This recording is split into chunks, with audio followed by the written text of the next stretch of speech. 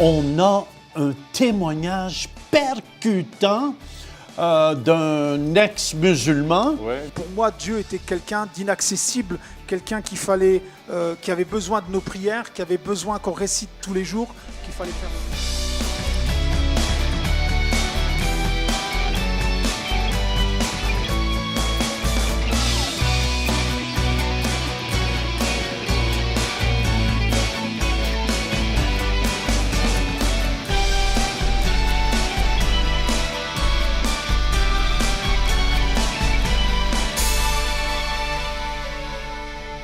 Bienvenue à l'émission Réveil, j'ai Pasteur Denis, bienvenue. Bonjour. Amen, on est une équipe ensemble, puis je vous dis, asseyez-vous confortablement à la maison.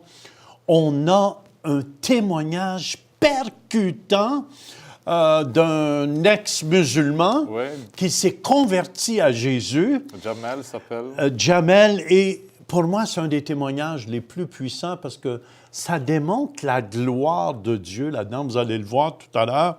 Et aussi, comment il a perdu son père à l'âge de 9 ans et demi. Et sa maman aussi. Et sa maman. Et il avait 10 ans et demi et qui était sur la rue. Mais avant, vous savez qu'on croit dans les guérisons et dans les miracles ici à Télé-Réveil. Amen. Et si vous voulez ensemble, amen, Jésus est là pour vous guérir aujourd'hui. Jésus est là pour vous transformer. Fait qu'assoyez-vous bien confortablement à la maison. Si vous voulez, on va commencer à écouter deux témoignages. Une jeune fille depuis l'âge de 17 ans. De 7 ans, il avait la migraine jusqu'à 17 ans pratiquement. De 7 à 17 ans qu'elle souffrait de migraine et qui a été guérie. Miraculeusement. Et quelqu'un d'autre dans ses genoux qui a été guéri. Fait que préparez-vous à être guéri à la maison. Amen. On écoute ensemble ce témoignage.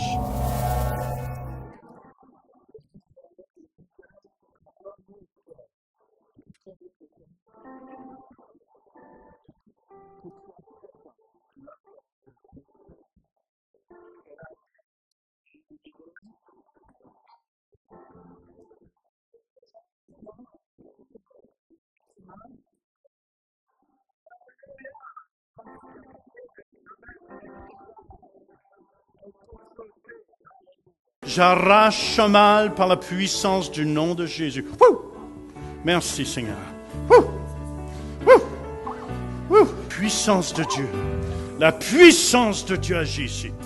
Wouh! Prends-le, maman. C'est sur toi, de la tête aux pieds. Ça, c'est la puissance du Saint-Esprit de Dieu. Amen. Tu oins d'huile ma tête et ma coupe déborde. Wouh! Vérifie. Il y a du mal? Hein? Ça me faisait très mal. OK, monte l'escalier, viens ici. Hallelujah, je veux qu'on regarde. Amen, monte. Elle ne peut pas monter l'escalier. Et là? Hein? Je monte très bien maintenant.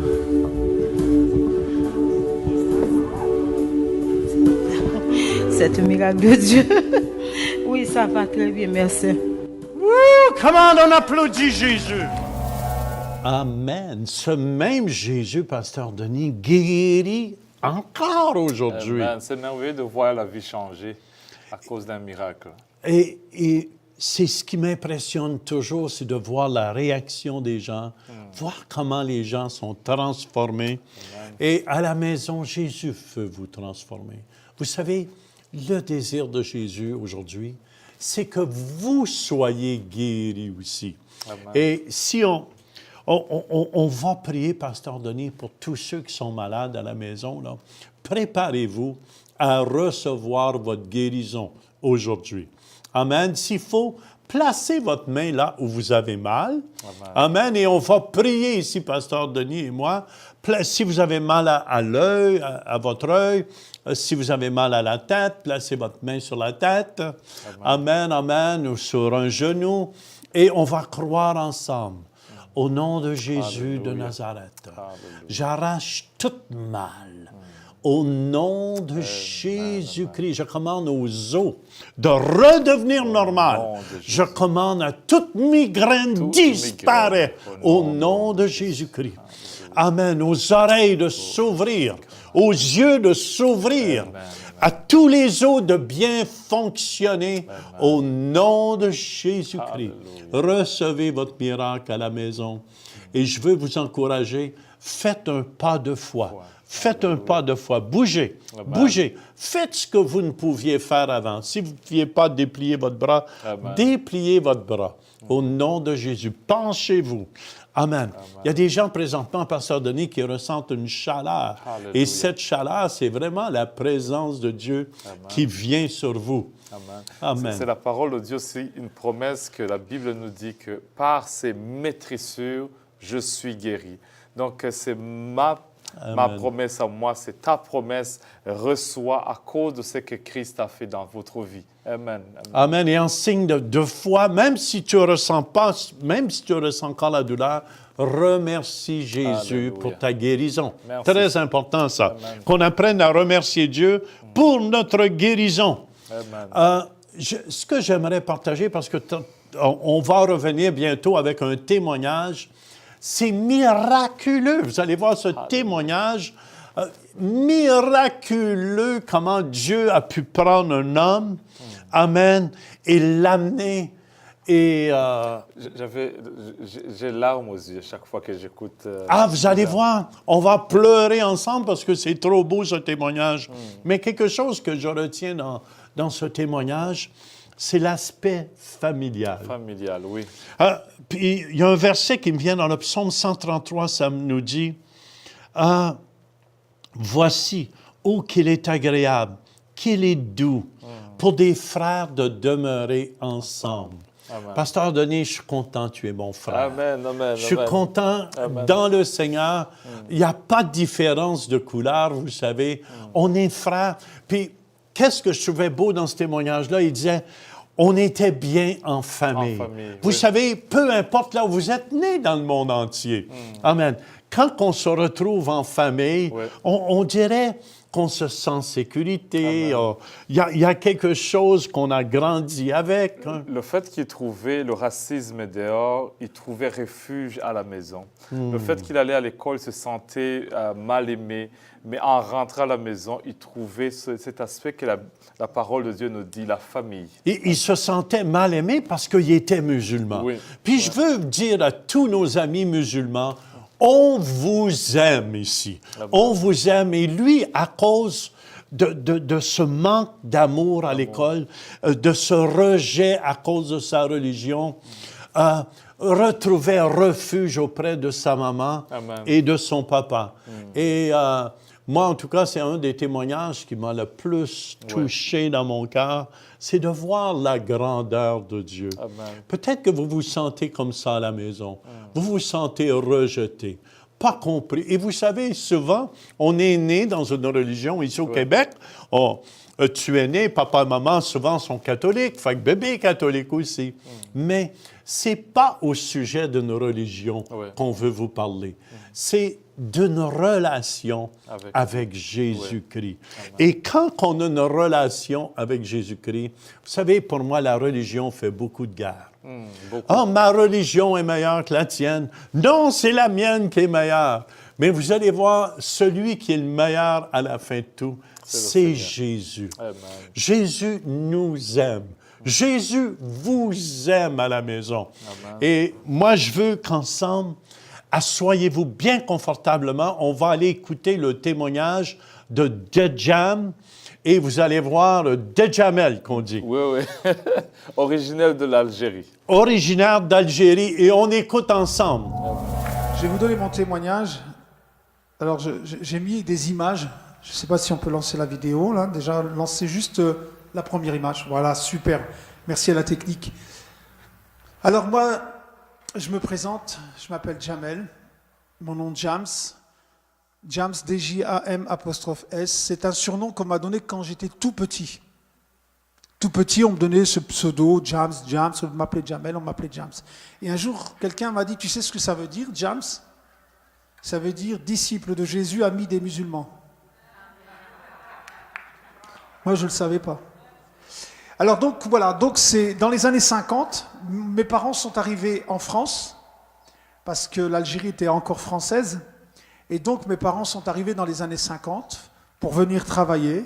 Donc il y avait une demande importante de main-d'œuvre pour travailler dans les usines textiles et autres. Et donc moi j'habite la région du nord de la France. Et donc ça c'est à l'époque où les gens sortaient de l'usine, vous voyez, c'est les ouvriers, donc par masse. Et mon père travaillait dans les grandes usines. Et mes parents, donc nous sommes une famille de 13 enfants. Et mes parents, tous les jours à la maison, eh ben, ils nous enseignaient le Coran. Ils nous enseignaient la religion. La religion des parents, c'était l'islam. C'était la religion qui était familiale, de génération en génération, qui était transmise.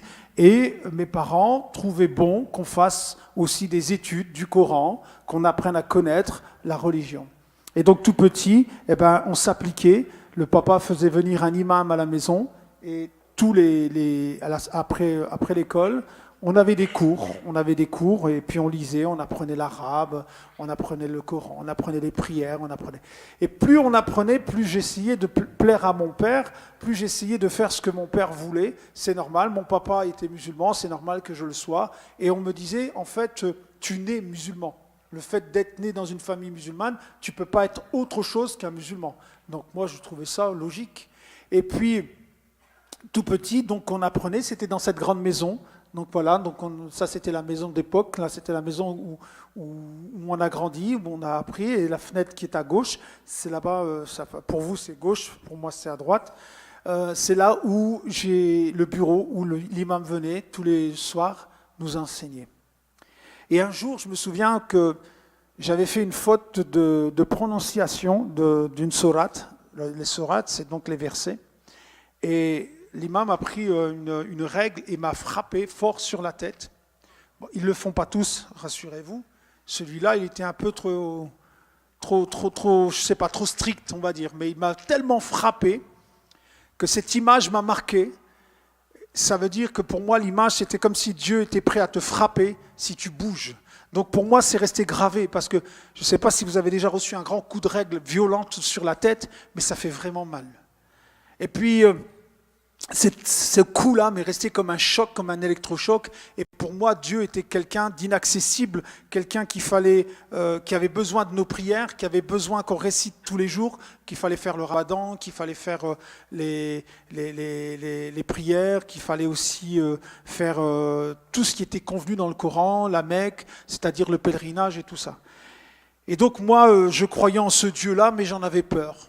Parce que quand je lisais, c'était quand même pas évident d'hériter de la grâce ou d'hériter du paradis. Il fallait mériter ce qu'on appelle des hasanat, des bons points, si tu fais ceci, si tu fais cela. En fait, moi, j'étais tout le temps sur la culpabilisation, j'étais tout le temps condamné, mais en même temps, le moment du ramadan, c'était un moment de grâce, c'était un moment où on pouvait jeûner et bien manger le soir, c'était un moment de fête, de convivialité, d'identité. Et vous savez que dans l'islam aussi, donc, nous, on a appris à s'identifier en tant que famille, en tant que peuple, en tant que nation, et c'était une identité, c'était même plus une religion, ça devenait plus qu'une religion, ça devenait une identité complète, c'est-à-dire tu fais partie d'une identité. Et donc, on a grandi comme ça, et pour moi, c'était tout à fait logique que mes parents nous inculquent ça et nous enseignent le Coran. Et ensuite, donc j'allais dans cette l'école donc primaire, et dans l'école primaire, eh ben, c'était la France. À la maison, c'était un peu l'Algérie, et dehors, c'était la France. Mais comme on était venu dans les années 60, moi je suis né en 61, donc 62, l'Algérie est devenue française. Moi, j'étais déjà, après j'ai grandi, j'étais à la primaire, et on a subi quand même les conséquences concernant en fait le racisme des gens, enfin tout ça, les gens nous insultaient.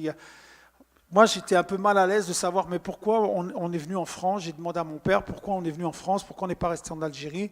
Ça, c'est un choix qu'il a fait lui. Et je sais que le professeur à l'école nous traitait tout le temps, il nous méprisait, et moi, ça me rendait en rage quoi, de savoir. Alors, quand j'étais à la maison et que j'étais avec les frères, on était heureux parce qu'on se retrouvait en famille.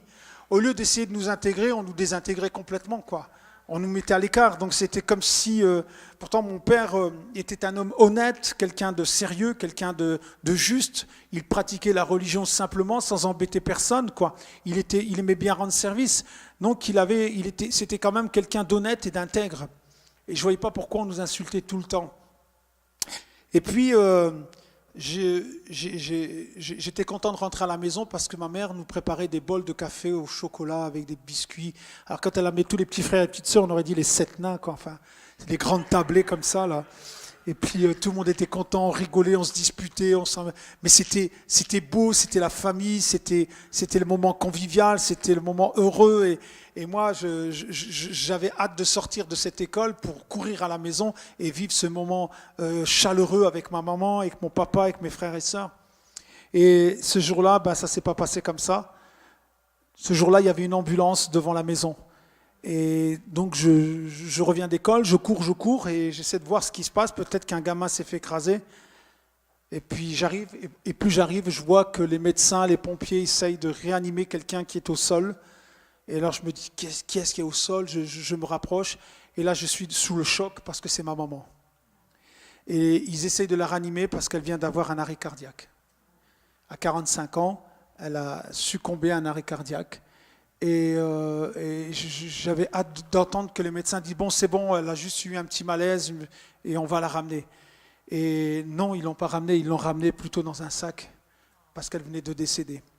Et dans ma tête, donc j'avais 9 ans et demi et c'était comme un choc. J'ai dit « Mince, c'était le seul bonheur que j'avais à la maison. Ma maman, mon papa, mes frères et sœurs, c'était mon moment de bonheur, c'était mon moment de dire que à partir de ce moment-là, je m'échappais un peu de toute cette haine, de ce mépris de certaines personnes.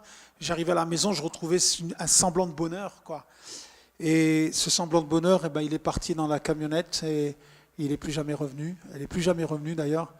Et la seule chose que j'ai comme image, c'est quand on l'a enterré. Et donc mon père a essayé de nous éduquer, il a essayé de rassembler un peu tout le monde. Mes sœurs étaient déjà plus âgées, elles étaient plus grandes. Et mon père a essayé plus ou moins de rassembler la famille. C'est pas facile quand il vous manque l'autre moitié, quand il vous manque la personne qui a fondé la famille. C'est très dur. Je le souhaite à personne, mais je pense que des fois on passe par là, on ne comprend pas, mais seul Dieu peut consoler ça. Et comme c'était pas fini, mon père, un an après, il décède d'un cancer à la hanche et il décède. Il est en moins d'un an terminé. En moins d'un an, j'avais plus personne, j'avais plus de papa, plus de maman, plus rien. Et j'avais plus envie de lire le Coran, j'avais plus envie de prier, j'étais en colère contre Dieu, j'étais en colère contre les médecins, j'étais en colère contre toutes sortes de personnes, j'étais vraiment en rage. Mais une de mes sœurs, donc le juge a essayé de voir avec les grandes sœurs pour se partager les plus petits, pour qu'ils soient tuteurs, parce que j'avais des sœurs qui étaient quand même mariées. Et puis nous, mon frère et moi, une de mes sœurs a eu la mauvaise idée. Enfin, elle a eu une idée, elle nous a pris en Algérie. Elle nous a pris en avion, elle a dit venez pendant 15 jours là-bas, vous allez aller voir la tombe de papa et maman, ça va vous changer les idées, tout ça, restez pas comme ça, angoissés dans la rue, elle avait peur qu'on tourne mal.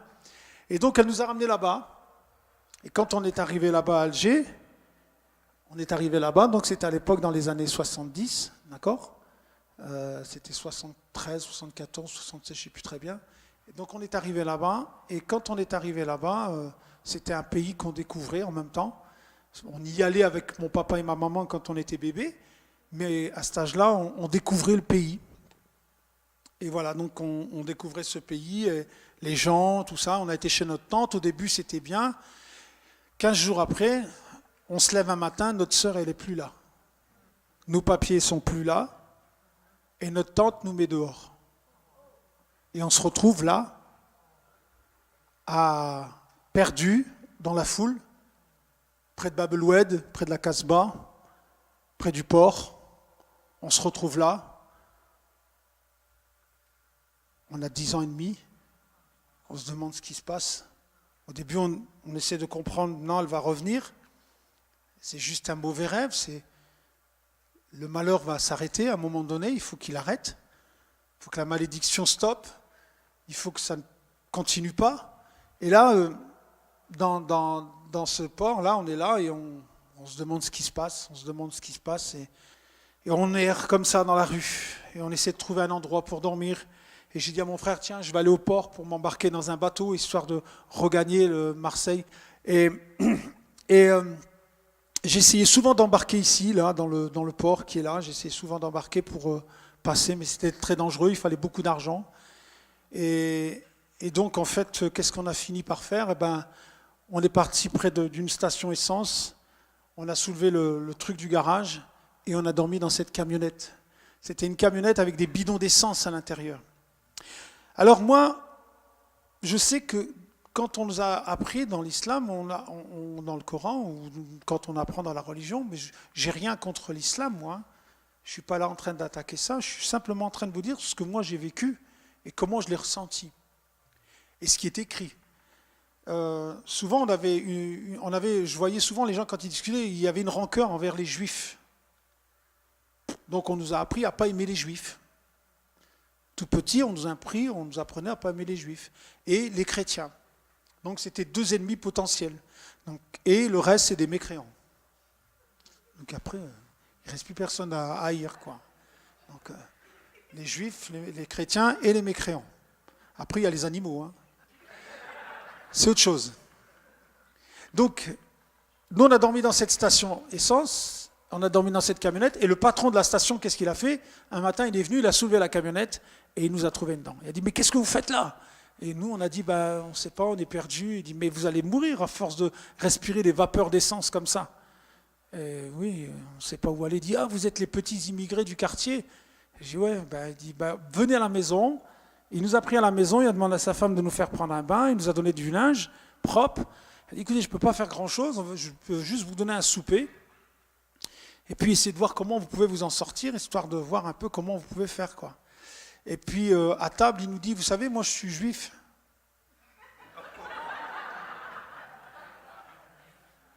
Il y a un problème. Et c'est incroyable, je dis à mon frère, il est juif. Il me dit, ouais, je l'ai entendu, mais mange. Parce que tu ne sais pas si demain tu mangeras. Alors on mangeait. Et je dis peut-être qu'il a empoisonné la... Non, il dit mange.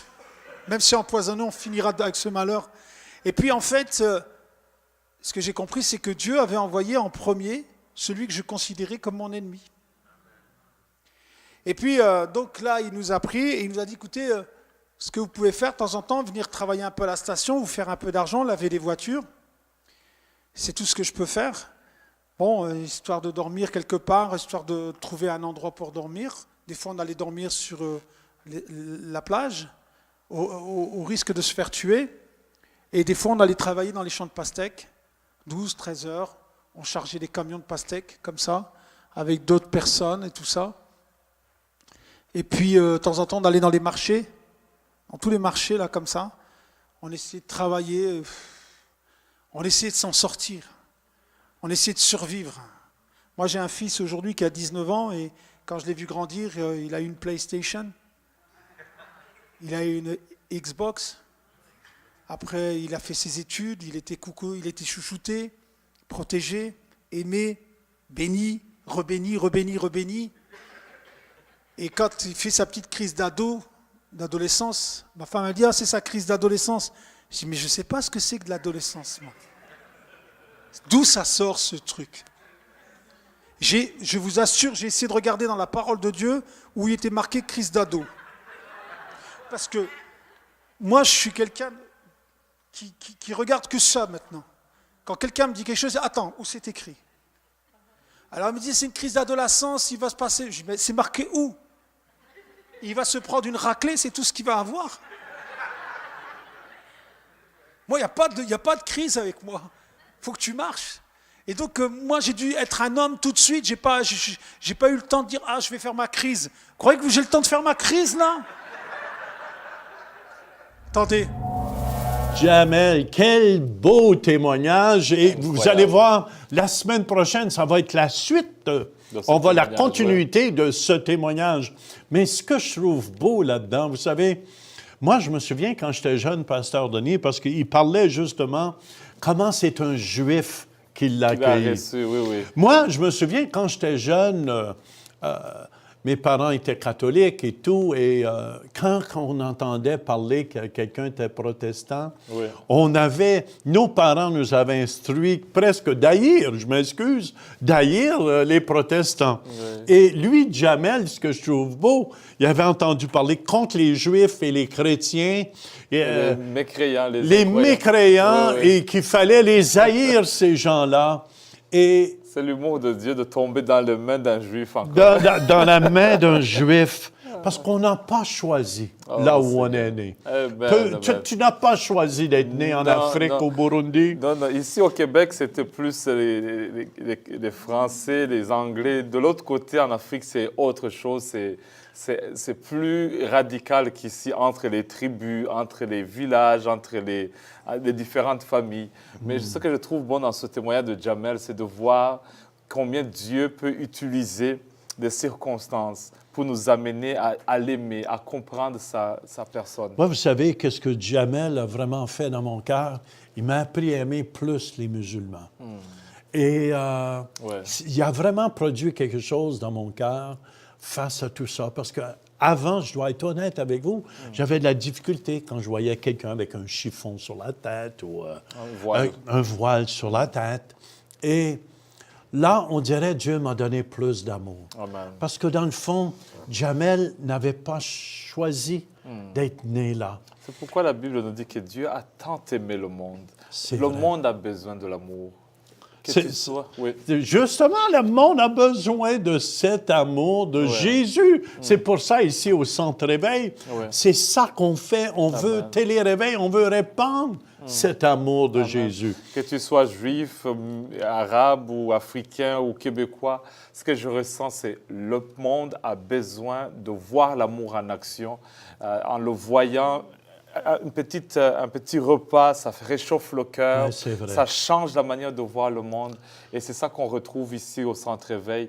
Et aussi dans les émissions qu'on écoute ici avec les émissions Réveil, ça démontre l'amour de Dieu pour l'humanité. Et la Bible nous dit, c'est à l'amour qu'on aura les uns pour les autres, qu'on nous reconnaîtra comme des vrais disciples. Fait que si on n'est pas capable d'aimer même ceux qu'on a été enseignés que c'était nos ennemis, mais on n'est pas vraiment chrétien. Oui. Parce que Dieu nous a dit même aimez vos ennemis. Priez C'est pour ça eux. la plus belle des religions, dans le fond. C'est Jésus qui a tant aimé. Ça veut dire cet amour de Dieu qui est dans votre cœur, là, peut vous transformer. Amen. Et demandez à cet amour cette semaine. Demandez à l'amour de Dieu. Seigneur, que ton amour me remplisse aujourd'hui. Apprends-moi à aimer comme toi tu aimes, Jésus. Apprends-moi à aimer. Visitez le site web centrereveil.com pour participer à nos services en direct. Pour un don mensuel de 20 $ ou plus, vous pouvez faire vos dons en ligne avec Visa et Mastercard ou un chèque par la poste. Et nous apprécions votre soutien. Je suis tellement content de l'émission qu'on a aujourd'hui. Ouais. Ça va être bon. Je vous dis, asseyez-vous confortablement. On a 2 témoignages à vous présenter. Un témoignage, Pasteur Denis. Amen, c'est une...